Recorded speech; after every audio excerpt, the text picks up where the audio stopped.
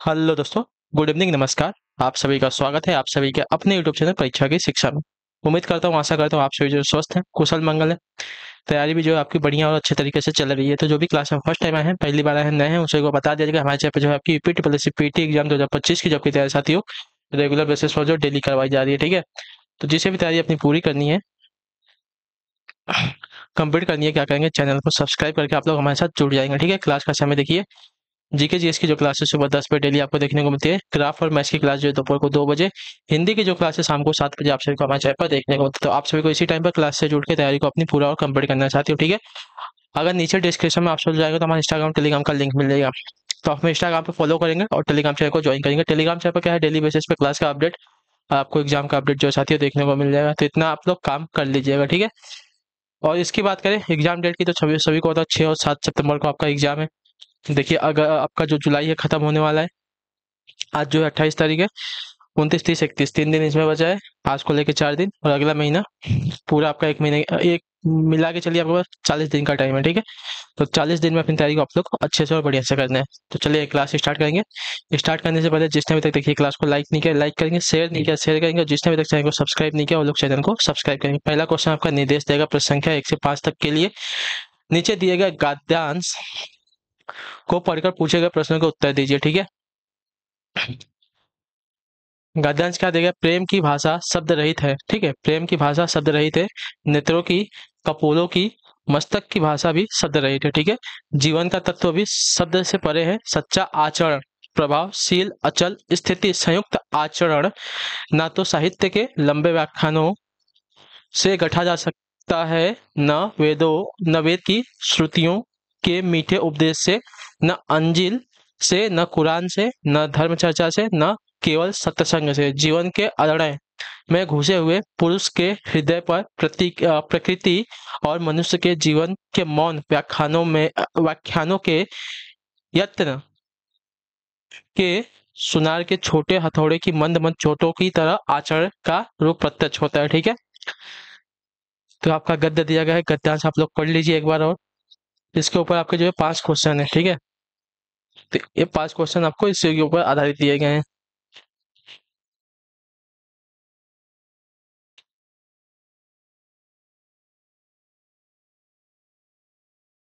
चलिए, तो पहला क्वेश्चन आपका देखेंगे क्या दिया गया है।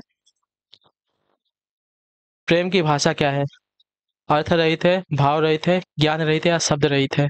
तो आपका उत्तर हो जाएगा शब्द रहित है।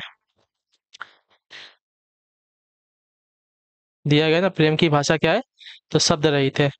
क्लियर। चलिए, तो इसी में से आपको जो क्वेश्चन है इसके आंसर मिलेंगे। अगला है आपका दूसरा नंबर। यत्न से आशय क्या है? भाषा का, रत्न का, प्रयास क्या, परिश्रम का? यत्न से आशय है क्या? यत्न से आशय क्या है, तो देखिए, यत्न से आशय अगर देखा जाएगा तो जीवन के अरण्य में घुसे हुए पुरुष के हृदय पर प्रकृति और मनुष्य के जीवन में मौन व्याख्यानों के यत्न से सुनार के छोटे छोटे हथौड़े की मंद मंद चोटों की तरह आचरण का रूप प्रत्यक्ष होता है। तो यत्न का क्या हो जाएगा, तो यत्न का जो है साथियों प्रयास से हो जाएगा। ठीक है, तो ऑप्शन नंबर आपका सी रहेगा। ठीक है, यत्न से आशय है, प्रयास से। ठीक, यत्न का मतलब हो जाएगा आपका प्रयास करना है आपको। अगला क्वेश्चन आपका है तीसरा नंबर। गद्यांश में किसकी महिमा का वर्णन है? आचरण की, प्रेम की, जीवन की या वेद की? बताइए, गद्यांश में किसकी महिमा का वर्णन दिया गया है? तो देखिए, सच्चा आचरण, प्रभावशील, अचल, स्थिति संयुक्त आचरण ना तो साहित्य के लंबे व्याख्यानों से गढ़ा जा सकता है, न वेद की श्रुतियों के मीठे उपदेश से, न अंजिल से, न कुरान से, न धर्म चर्चा से, न केवल सत्संग से।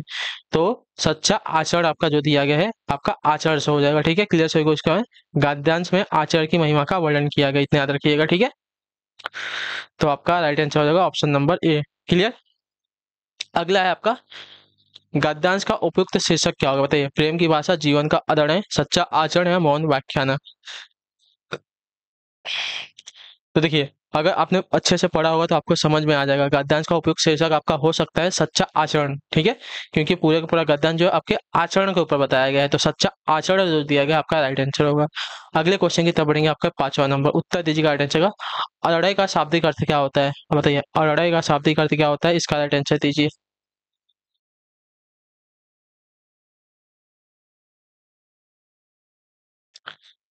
चलिए बताइए, अरड़े का शाब्दिक अर्थ क्या होता है। तो अरड़े का शाब्दिक अर्थ अगर देखा जाएगा तो आपका जंगल से होता है। ऑप्शन नंबर आपका बी राइट होगा। क्लियर सभी को इसका है? अरड़े का शाब्दिक अर्थ आपका जंगल होता है। सभी को यहाँ तक क्लियर है? चलिए अब आते हैं अपने मेन क्वेश्चन के ऊपर।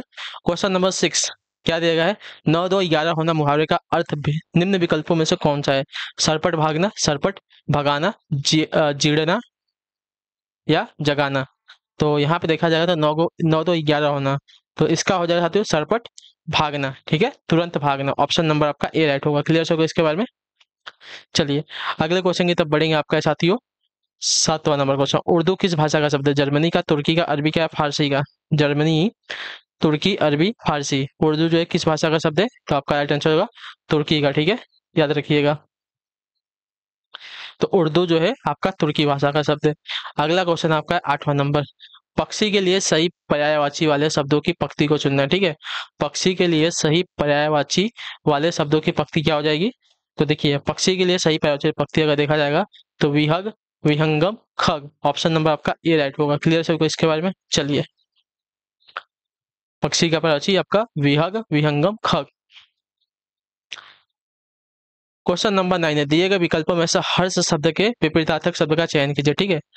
हर्ष शब्द के विपरीतार्थक शब्द का चयन करना है, तो हर्ष का विपरीतार्थक अगर देखा जाएगा तो आपका विषाद होता है। ऑप्शन नंबर आपका बी राइट है, ठीक है। हर्ष का विपरीतार्थक शब्द आपका विषाद हो जाएगा। चलिए क्वेश्चन नंबर आपका 10, ध्यान से देखिएगा, मोती का तत्सम रूप क्या होता है। मोती का तत्सम रूप क्या होता है, बताइए। मोती का तत्सम रूप क्या होता है, तो मोती का तत्सम रूप अगर देखा जाएगा तो मौक्तिक होता है, ठीक है, मौक्तिक। ऑप्शन नंबर आपका बी राइट होगा। क्लियर सो इसके बारे में? हाँ ना, मौक्तिक मोती का तत्सम रूप होता है। क्लियर है? तत्सम तत्वों सभी को क्लियर है? तत्सम ऐसे शब्द होते हैं जो कि संस्कृत के शब्द थोड़े बहुत परिवर्तन के बाद हिंदी भाषा में प्रयोग किया था, इन्हें जो है तत्वों कहा जाता है। और तत्सम जो होते हैं, तत्सम शब्द ज्यों के त्यों, संस्कृत के शब्द ज्यों के त्यों बिना किसी परिवर्तन के हिंदी भाषा में प्रयोग किया था, उन्हें जो है तत्सम शब्द कहा जाता है, ठीक है। तो मोती आपका तत्व है, इसका तत्सम आपका मौक्तिक हो जाएगा। अगला है आपका 11 नंबर क्वेश्चन, तो अब जो ट्रिपल एक्स रेखांकित चिन्ह कौन सा, बताइए। ट्रिपल एक्स जो है रेखांकित चिन्ह कौन सा है। लोप सूचक है, स्थान सूचक है, समाप्तिक सूचक है या टीका सूचक है। तो आपका लोप सूचक चिन्ह है, ठीक है। ऑप्शन नंबर आपका ए राइट होगा। क्लियर सबको इसका है? ट्रिपल एक्स आपका लोप सूचक चिन्ह है, जैसे उसने मेरी बात नहीं मानी तो मैं डैश डैश डैश, मतलब एक्स एक्स एक्स, ठीक है, तो आपका लोप सूचक हो जाएगा। क्वेश्चन नंबर 12, उपमा के 4 अंग में से किसी एक के न होने पर भी उपमा अलंकार होता है, उसे क्या कहा जाता है। उपमा के 4 अंग में से किसी एक के न होने पर भी उपमा अलंकार होता है, उसे क्या कहते हैं। अनुपमा, लुप्तोमा, उपमा या पुरोपमा। तो उसे कहा जाता है आपका लोप्तमा, ठीक है। ऑप्शन नंबर आपका बी राइट है, ठीक है। उपमा के 4 अंग में से किसी एक के न होने पर भी लोप्तमा उपमा अलंकार होता है, जैसे कि अति सुंदर, जो चंद, यहाँ उपमेय जो है मुख का लोप है यहाँ पे, ठीक है। चलिए, होनहार विद्वान के होत चिकने पात लोकोगीत का सही अर्थ क्या हो जाएगा। तो होनहार विद्वान के होत चिकने पात का लोकोगीत अगर देखा जाएगा तो होनहार बालक के गुण बचपन से ही दिखाई देने लगते हैं, तो ऑप्शन नंबर आपका सी वाला राइट होगा। चलिए अगले क्वेश्चन की तरफ बढ़ा जाएगा। 14 नंबर, जीतने की इच्छा वाक्यांश के लिए एक शब्द क्या होगा। जीतने की इच्छा वाक्यांश के लिए एक शब्द क्या होगा। तो जीतने की इच्छा वाक्यांश के लिए एक शब्द अगर देखा जाएगा तो आपका हो जाएगा जिगीसा, जिगीसा। ऑप्शन नंबर आपका डी राइट होगा। क्लियर से को जीतने की इच्छा को जिगीसा कहा जाता है, जिगीसा, याद रखिएगा। चलिए 15 नंबर है, गर्दन झुकाना, मुंह फेरना आदि किस प्रकार का अनुभव है, ठीक है। कायिक अनुभव है, वाचिक अनुभव है, सात्विक अनुभव है या आहार्य है, क्या है। देखिए गर्दन झुकाना, मुंह फेरना, ये आपका जो है एक प्रकार का कायिक अनुभव है। ऑप्शन नंबर आपका ए जो दिया गया आपका राइट आंसर हो जाएगा, ठीक है। क्लियर, शरीर द्वारा की गई चेष्टाओं को कायिक अनुभव कहा जाता है, ठीक है। जैसे कि रस विचार का एक भाग है। क्लियर है? रस जो है विचार का एक भाग होता है। रत्नाकर का संधि विच्छेद क्या होगा? तो रत्न धन आकर होता है रत्नाकर का, रत्न धन आकर रत्नाकर का संधि विच्छेद होता है। क्लियर सभी को इसके बारे में? ये आपका दीर्घ स्वर संधि का उदाहरण है, ठीक है? किसका? तो दीर्घ स्वर संधि का उदाहरण है। चलिए अगले क्वेश्चन की तरफ बढ़ा जाएगा। 17 नंबर, कौन सा वर्ण स्पर्श दंत्य सघोष तथा अल्प प्राण है? मैंने सब बताया आपको, स्पर्श व्यंजन क से लेके म तक होते हैं, ठीक है? दंत में आपके त वर्ग वाले, सघोष, ठीक है? सघोष में मैंने आपको बताया है,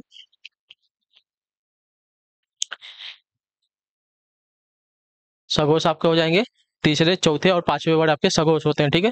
किसी भी वर्ड का तीसरा, चौथा और पांचवा वर्ड आपका सघोष होता है, और अल्प प्राण आपका दूसरा और चौथा, ठीक है? तो दूसरा और चौथा आपका दूसरा और चौथा नहीं, तीसरा और चौथा, पहला और तीसरा आपके अल्प प्राण होते हैं, पहला और तीसरा आपके अल्प प्राण होते हैं, दूसरा और चौथा आपका महाप्राण होता है। तो यहाँ पे द जो दिया गया है सब में आपका सही बैठेगा, ठीक है?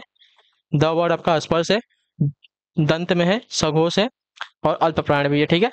अगले क्वेश्चन की तरफ बढ़ेंगे। आपका है 18 नंबर, उपसर्ग रहित शब्द कौन सा होगा? विहार, विचार, विकार या वित्तीय? चलिए, उपसर्ग रहित शब्द कौन सा हो जाएगा? तो उपसर्ग रहित शब्द की अगर बात करेंगे तो वित्तीय, इसमें आपका वी उपसर्ग है, इसमें वी उपसर्ग है, इसमें वी उपसर्ग है, लेकिन इसमें वित्तीय में आपका उपसर्ग रहित शब्द है, इसमें आपका मूल शब्द वित्तीय, ठीक है? चलिए अगले क्वेश्चन की तरफ बढ़ेंगे। 19 नंबर, एक राम घनश्याम हित चातक तुलसीदास, उपयुक्त पंक्ति में कौन सा अलंकार है? ठीक है, एक राम घनश्याम हित चातक तुलसीदास। तो इसमें अगर अलंकार की बात करेंगे तो आपका रूपक अलंकार, ऑप्शन नंबर आपका ए जो दिया गया है साथियों आपका राइट आंसर है, ठीक है? चलिए अगले क्वेश्चन की तरफ बढ़ेंगे। 20 नंबर, जिसकी कोई उपमा न दी जा सके इसके लिए एक शब्द, जिसकी कोई उपमा न दी जा सके इसके लिए एक शब्द क्या होगा? तो इसके लिए एक शब्द आपका हो जाएगा अनुपमा, ऑप्शन नंबर आपका ए राइट होगा, ठीक है? जिसकी कोई उपमा न दी जा सके इसके लिए एक शब्द आपका अनुपमा हो जाएगा, अनुपम होगा, ठीक है? अनुपमा नहीं, अनुपम होगा। क्लियर? चलिए अगले क्वेश्चन की तरफ बढ़ेंगे। 21, थोड़ी सी तबीयत खराब है लेकिन फिर भी आपकी जो क्लास है मैं कोशिश कर रहा हूँ कि आपकी अच्छे से हो जाए, ठीक है? इनमें से अशुद्ध वर्तनी का शब्द कौन सा? अशुद्ध वर्तनी का शब्द बताना है, ठीक है? चर्मोत्कर्ष, वाड़म, पुनरुत्थान और हिरण्यकश्यपु। तो यहाँ पे हिरण्यकश्यपु की वर्तनी जो दी गई है आपकी गलत है, ठीक है? देखिए हिरण्यकश्यपु की आपकी वर्तनी क्या हो जाएगी? कशिपु, ठीक है? हिरण्यकशिपु आपकी जो है वर्तनी वाली शुद्ध हो जाएगी। अगले क्वेश्चन की तरफ बढ़ेंगे। 22, 22 नंबर, निम्नलिखित शब्दों में से कौन सा शब्द आपका विशेषण है? ठीक है, विशेषण वाला शब्द कौन सा? शासन, अनुशासन, अनुशंसा या अनुशासित? तो अनुशासित, अनुशासित जो है आपका विशेषण है, किसी की विशेषता बताता है ना। छात्र कैसे होते हैं? अनुशासित होते हैं, अनुशासित छात्र। क्लियर सभी को? अनुशासित विद्यार्थी, ये सभी आपके क्या है? विशेषण है, ठीक है? तो अनुशासित यहाँ पे जो देगा आपका विशेषण शब्द हो जाएगा। अगला आपका 23, पुल्लिंग स्त्रीलिंग का कौन सा जोड़ा सही नहीं है? देव का देवी है, मामा का मामी है, कांत का कांति दिया गया है। कांत का कांता होता है स्त्रीलिंग, ठीक है? कांत का स्त्रीलिंग कांता होता है, तो वाला जोड़ा आपका गलत दिया गया है। गधा का गधी दिया गया है। चलिए 24 नंबर, निर्वेद किस रस का अस्थायी होता है? भयानक का, विभत्स का, भक्ति का, शांत का। तो निर्वेद जो दिया गया आपका साथियों आपका शांत रस का अस्थायी होता है। बहुत इंपॉर्टेंट क्वेश्चन है, पूछा जाता है आपसे, ठीक है? निर्वेद किस रस का अस्थायी होता है? याद रखिएगा, शांत रस का। हिंदी भाषा को कौन सी लिपि में लिखा जाता है? हिंदी भाषा को कौन सी लिपि में लिखा जाता है? तो हिंदी भाषा को ने पढ़ा होगा बहुत बार, देवनागरी लिपि में लिखा जाता है। तो ऑप्शन नंबर आपका सी राइट होगा, ठीक है? हिंदी, मराठी, ये दोनों भाषाएं जो आपकी इसमें लिखी जाती हैं देवनागरी लिपि में, ठीक है? गुरुमुखी आपकी पंजाबी। क्लियर? अगला क्वेश्चन है आपका साथियों द्रविड़ जो आपका तमिल लिपि में आता है। 26 नंबर है, रिक्त स्थान छंद के विषम चरणों में 13 तथा सम चरणों में 11 मात्रा होती है। बताइए किसके विषम चरणों में आपकी 13 और सम चरणों में आपकी 11 मात्रा होती है? किसके? तो आपका राइट आंसर हो जाएगा साथी यहाँ पे दोहा के, ऑप्शन नंबर आपका दोहा के। दोहा छंद के विषम चरणों में आपके 13 तथा सम चरणों में आपकी 11 मात्राएं होती है, ये बात याद रखिएगा। ऑप्शन नंबर आपका ये जो दिया गया आपका राइट आंसर होगा, ठीक? अगला प्रश्न देखेंगे आपका 27 नंबर, निम्न में से कौन सा शब्द आपका तद्भव है? ठीक है, तद्भव तत्सम मैंने अभी आपको बताया था। तो चूर्ण, छिद्र, ज्ञान, छत। छत आपका क्या है? एक तद्भव शब्द है, ठीक है? क्लियर सभी को?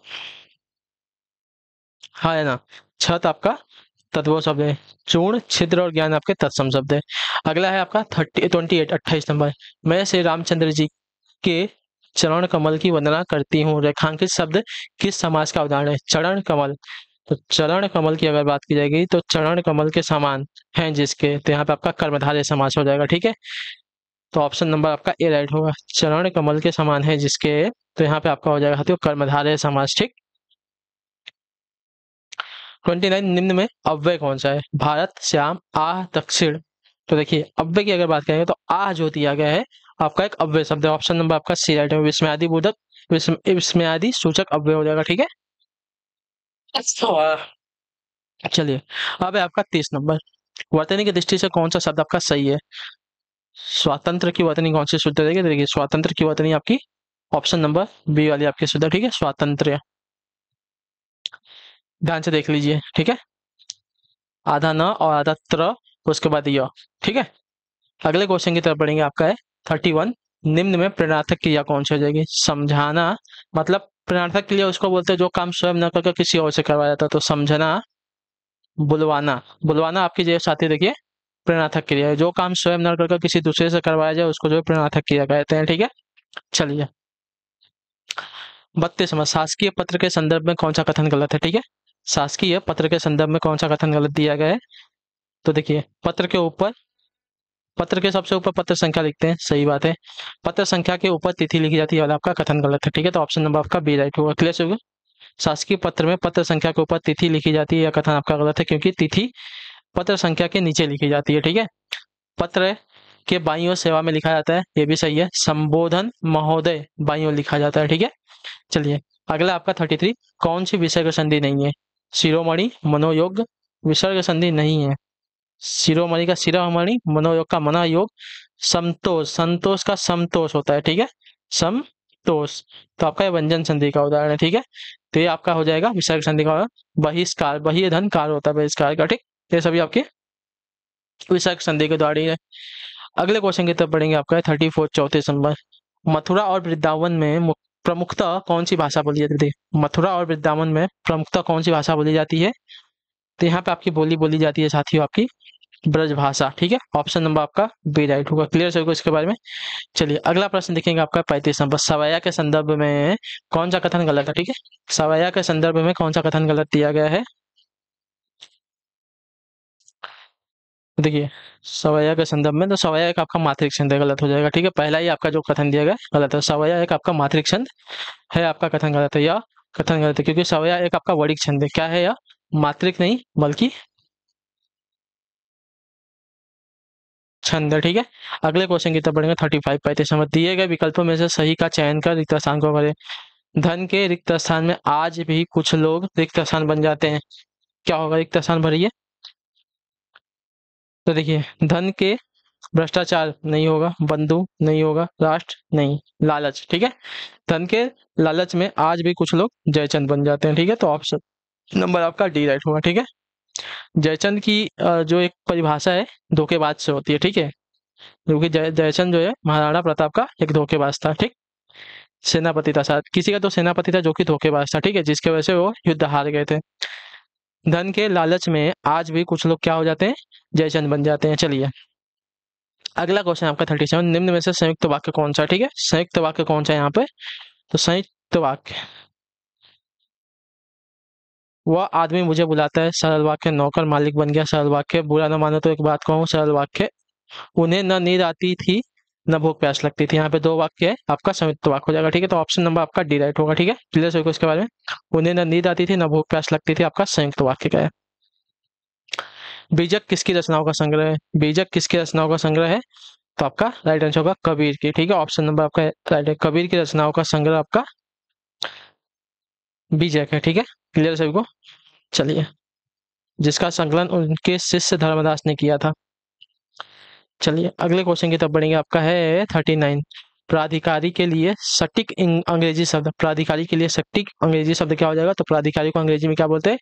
अथॉरिटी बोलते हैं। ठीक है, अथॉरिटी, प्राधिकारी को अथॉरिटी कहा जाता है। तो ऑप्शन नंबर आपका बी राइट होगा। ठीक है, अगला आपका 40वां प्रश्न, उत्तर दीजिएगा। इनमें से बहुब्रीहि समास कौन सा है? ठीक है, बहुब्रीहि समास, तो आपका कुसुमायुद्ध। कुसुमायुद्ध आपका बहुब्रीहि समास हो जाए। ऑप्शन नंबर आपका ए राइट होगा। ठीक है, कुसुम यानी कि पुष्प है, आयुध हथियार।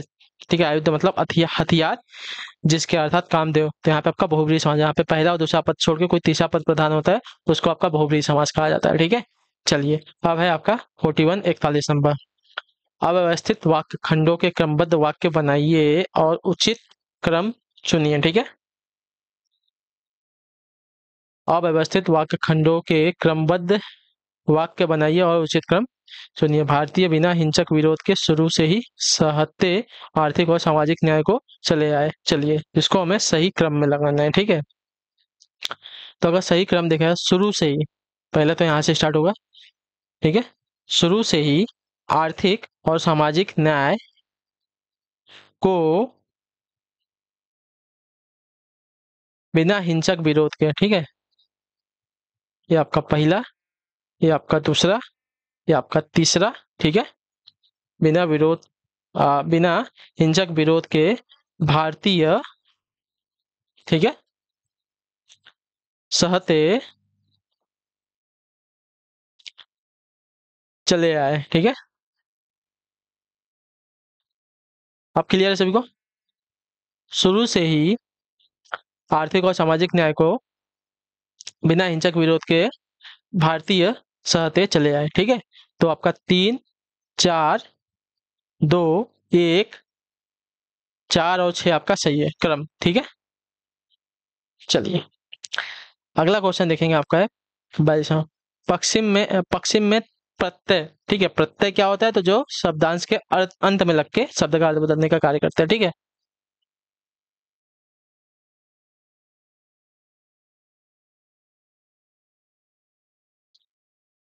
क्लियर सभी को?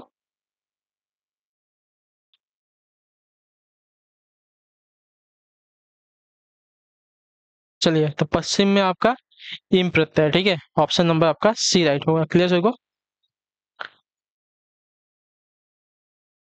वक्ष प्लस इम, टीम आपका प्रत्यय लगा यहाँ पे। 43 है मध्यम पुरुष का उदाहरण। ठीक है, मध्यम पुरुष का उदाहरण क्या होता है? मध्यम पुरुष का उदाहरण आपका तुम, ऑप्शन नंबर आपका बी राइट होगा। ठीक है, क्लियर सभी को? इसके बारे में तुम आपका मध्यम पुरुष का उदाहरण है। ठीक है, मैं आपका उत्तम का हो जाता है, वह आपका अन्य का हो जाएगा। ठीक है, वह और वे आपका अन्य का हो जाएंगे। अगले क्वेश्चन की तरफ बढ़ेंगे, आपका 44 नंबर। हिंदी में कारक की संख्या कितनी है?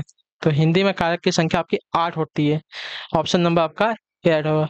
कर्ता, कर्ता कारक, कर्म कारक, करण कारक, संप्रदान कारक, अपदान कारक, संबंध कारक, अधिकरण कारक, संबोधन कारक। ठीक है, तो यहाँ पे आपकी कारक की संख्या 8 होती है। अगले क्वेश्चन की तरफ बढ़ेंगे, 45 नंबर। क्या दिया गया है ध्यान से देखिएगा। हिंदी गद्य का सर्वप्रथम युग किसे माना जाता है? हिंदी गद्य का सर्वप्रथम युग किसे माना जाता है? हिंदी गद्य का सर्वप्रथम युग किसे माना जाता है? शुक्ल युग, भारतेंदु युग, द्विवेदी युग या प्रेमचंद युग? तो आपका राइट आंसर भारतेंदु युग। ठीक है, हिंदी गद्य का सर्वप्रथम युग जो है आपका भारतेंदु युग को माना जाता है। ऑप्शन नंबर आपका बी राइट है। अगला प्रश्न आपका देखा जाएगा 46 46। उत्कृष्ट का निम्न में से कौन सा सही विलोम शब्द है? उत्कृष्ट का सही विलोम शब्द क्या हो जाएगा? चलिए, तो उत्कृष्ट का सही विलोम शब्द अगर देखा जाएगा तो आपका राइट आंसर होगा निकृष्ट। ऑप्शन नंबर आपका डी राइट है। ठीक है, उत्कृष्ट का विलोम शब्द आपका निकृष्ट होता है। चलिए अगले क्वेश्चन की तरफ बढ़ेंगे, 47 नंबर। कमल के फूल पर भौरे मंडराते हैं, वाक्य में रेखांकित शब्द का पर्यायवाची भौरे, भौरे का भ्रमर होता है। ठीक है, पर्यायवाची शब्द ऑप्शन नंबर आपका डी राइट होगा। ठीक है, क्लियर सबको?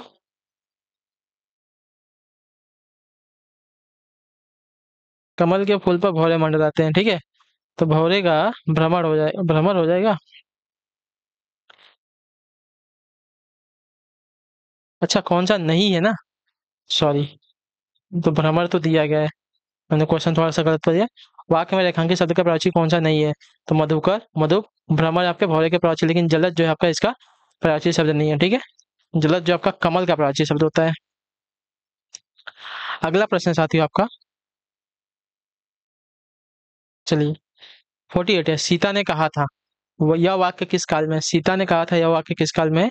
तो सीता ने कहा था, यह वाक्य आपका देखिए पूर्ण भूतकाल का है, कार्य जो है पूरा हो चुका था भूतकाल में। तो ऑप्शन नंबर आपका डी राइट होगा। ठीक है, सीता ने कहा था, यह वाक्य आपका पूर्ण भूतकाल का वाक्य है, क्योंकि इसमें क्रिया काफी समय पहले समाप्त हो चुकी थी। ठीक है, चलिए 49 49 नंबर। निम्नलिखित में से कौन सा शब्द हरि की जगह प्रयुक्त नहीं किया जा सकता? बताइए, कौन सा शब्द हरि की जगह प्रयुक्त नहीं किया जा सकता? तो हरि की जगह देखिए मेढक, घोड़ा, सर्प, कामदेव। कामदेव जो है हरि की जगह प्रयोग नहीं किया जा सकता शब्द, ऑप्शन नंबर आपका डी राइट होगा। ठीक है, कामदेव हरि का अनिकातिक शब्द नहीं है। मेढक, घोड़ा, सर्प हरि के अनिकातिक शब्द है।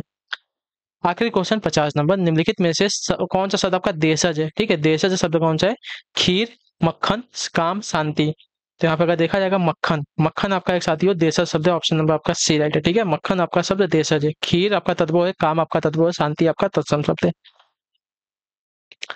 चलिए इसी के साथ जो आपकी क्लास है आज की यहीं पे पूरी होती है, कंप्लीट होती है। उम्मीद करता हूँ आपको क्लास जो है अच्छी लगी है, पसंद है तो अपना फीडबैक जो है क्लास के नीचे कमेंट में दीजिएगा। कोशिश करूंगा जल्दी से सही होगा आपकी जो क्लास है थोड़ी और अच्छे और बेहतर तरीके से लेने की।